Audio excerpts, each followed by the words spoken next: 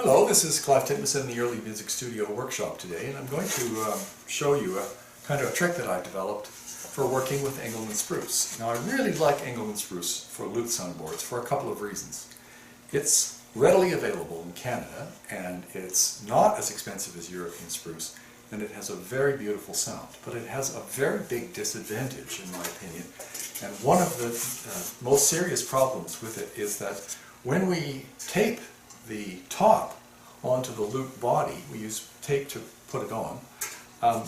When we try to remove the tape, it can tear the grain out because the grain, the summer grain of the sort of pulp of the softwood kind of comes with the tape. So this is a serious problem, but I've discovered that by using cyano-acrylic glue in a very thin coating, it soaks into the top, it creates a much better bond with the tape, and it doesn't tear out. So this is how I'm going to show you how to do it. First of all, you've taped off the area that the bridge would normally go onto. I've done it like that.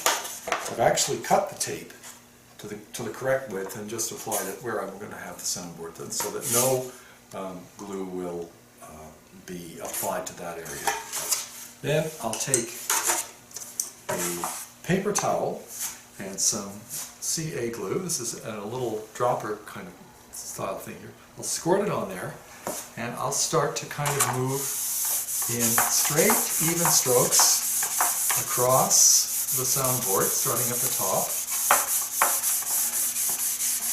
And then you'll see it starts to have a kind of dried out effect.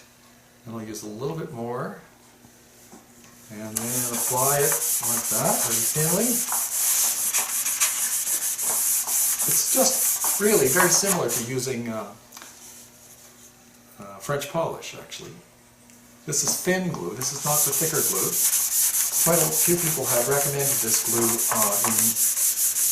you go online, you'll see a lot of people are using this glue for finishing things like pens and small objects, tool handles, that kind of thing.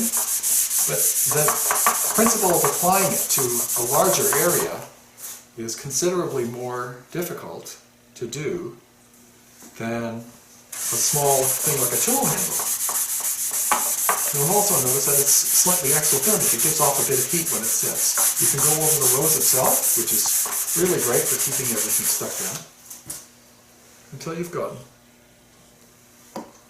the whole thing done. So I'll probably do 3 or 4 coats, and I won't have any grain tear out. That's my hint.